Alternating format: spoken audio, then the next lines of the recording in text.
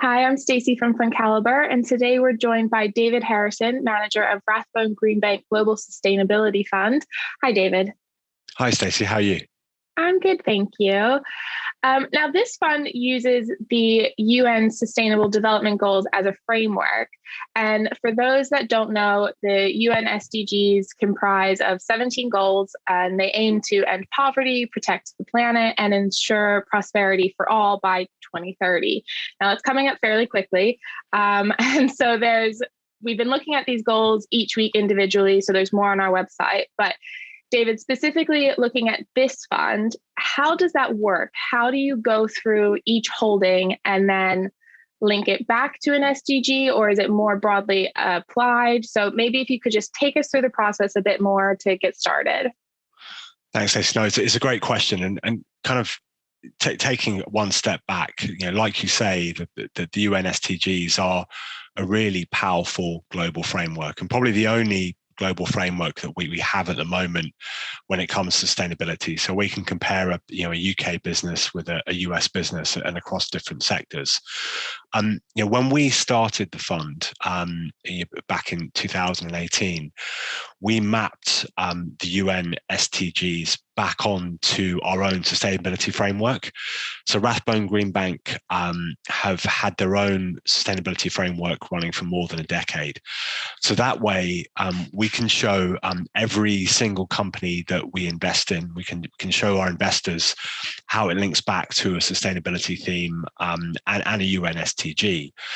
And in practice, when we come to meet a company, essentially we're looking for real detail. So if a management team has highlighted, say, number 6 around clean water, when we meet that team, we want to understand, okay, how is that UN SDG relevant to your core business, in terms of profitability, but also, how they're allocating capital in the business, and more often than not now around management compensation. So we need the real evidence, we need the data. In that way, then we can make an informed decision.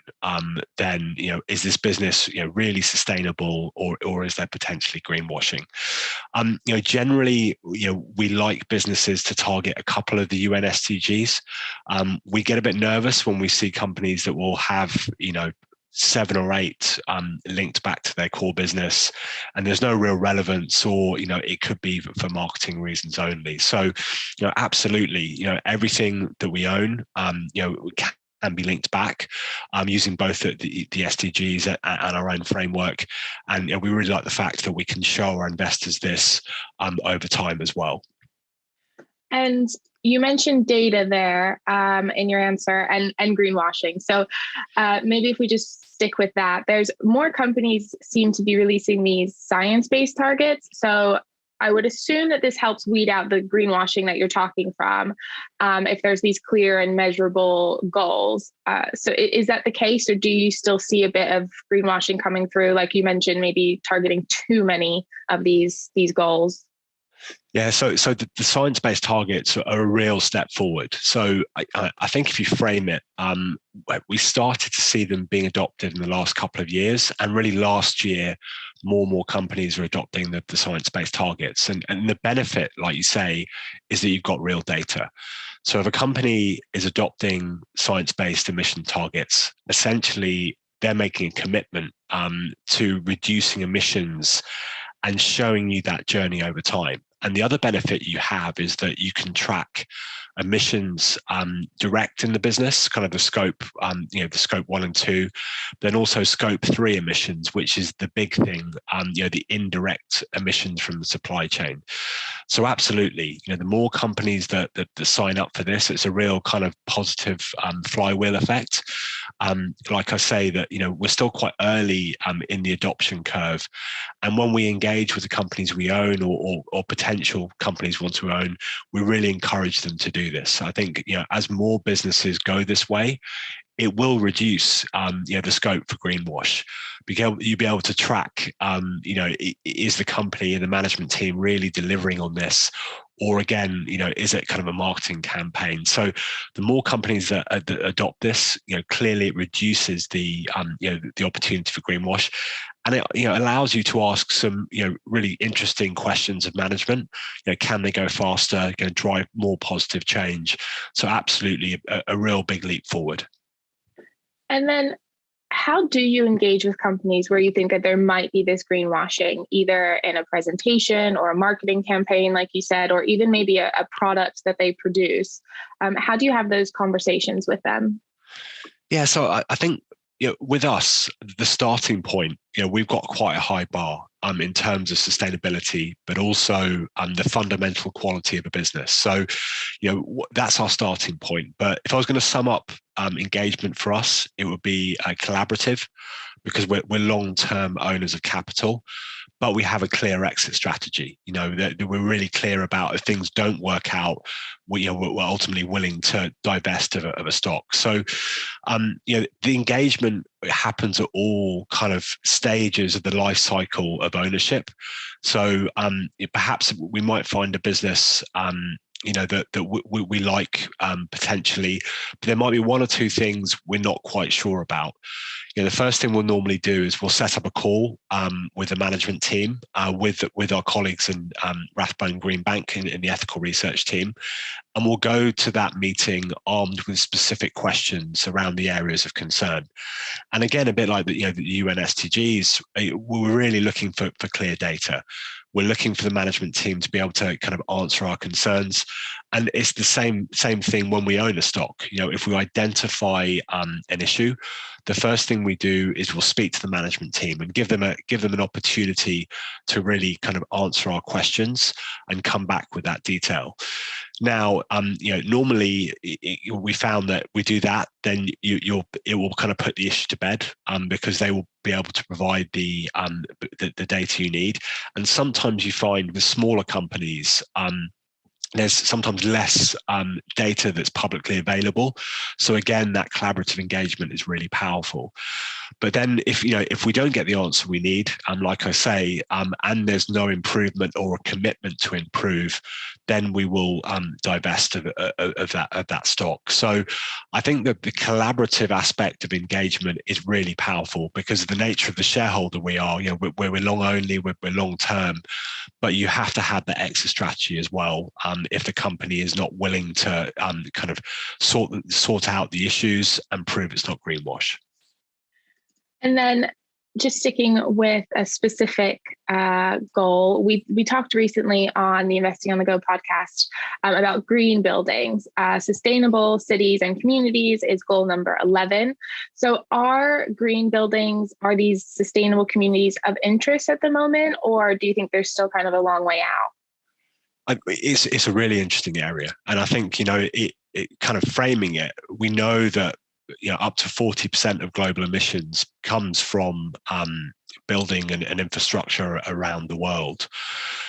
So we think this is a huge area for improvement when it comes to emissions, and we think both the medium and long-term opportunities are significant. So I think that the great thing about this area is there's loads of different points you can get exposure to the theme of greener buildings, building efficiencies, and ultimately sustainable cities. So to give you a couple examples, we've recently been buying a company in the US called Advanced Drainage Systems. Now, what they do is they make pipes out of recycled plastics. So think about pipes and stormwater drains for commercial buildings. Advanced Drainage is, I think they're one of the top 5 commercial recyclers in the US. So you've got that circular economy theme in the background, and their product, it's more durable, it lasts longer, it's easier to install. So there's a real customer benefit for that. So that's a great example of a company that's delivering efficiency. Another recent addition is Owens Corning in the US, which has really stepped up when it comes to efficiency around roofing products and insulation. So on the efficiency side, we're seeing really interesting opportunities. And we also have a number of long-standing holdings in the fund, such as Assa Abloy, which is Swedish listed, they're the global leader in entry systems. Now, ASSA has got a very diverse portfolio, but they've really increased the focus on more energy efficiency solutions. So it might be something like a commercial door that reduces emissions by a significant amount. Another stock we've owned since launch is Kone, which makes elevators. It's Finnish listed, but it has a really strong global footprint. And you might think, why are elevators relevant to building efficiency? But there's huge amounts you can do to reduce the energy used of elevators in a building. So, we think that ecosystem is really powerful. And sometimes, you can get multiple entry points to benefit from that. But clearly, the long-term opportunity remains really significant, and we're really excited about it. And you mentioned some US holdings that you have there. Now, I just want to finish with the US. It might be a bit biased, but you did say recently how positive you were on the US, which, to be honest, kind of surprises me, because I wouldn't view the US as more sustainable or green conscious as, say, Europe. So what makes you so keen on the US? Is there something in particular that the companies are doing that makes you feel so confident? Yeah, it's a great question. I think that what we've seen in the past several years is a real step change in the US. So I'd still say Europe is ahead of the US, but the US has caught up a huge amount. And we're really seeing this change from the bottom up. The top down, much has been spoken about Biden and the infrastructure plans and Build Back Better. But what we're seeing in the companies that are kind of grasping the opportunity, I think that, firstly, management teams there understand the importance of, how they behave towards employees, supply chains, communities a lot more than they did in the past. But I think more powerfully, it's the economic opportunity of sustainability. So you think about the revenue opportunity or the risk management side. So we're seeing that huge change, which makes it really interesting. And we're seeing that perhaps most powerfully outside the biggest companies. So, I think in the past we've spoken about these hidden gems, companies you might not have heard of, but yet are leaders in their field, are really well managed. So, a good example there would be a business like called Evoqua Water Technologies. Now, Evoqua is kind of not that well known, perhaps outside the US, but they are the clear leader in the US market for clean water solutions. So Evoqua will provide industrial customers with clean water technologies, which is critically important. They also provide technology around improving water infrastructure.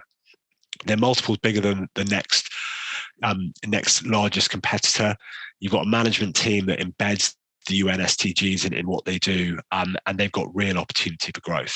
So we're seeing that across multiple sectors. And I think, you've got this wonderful kind of region of opportunity when it comes to investment, and a real step change when it comes to sustainability. Well, David, thank you. You've given me a bit of positivity on US, if anything. But thank you for joining us. I appreciate it.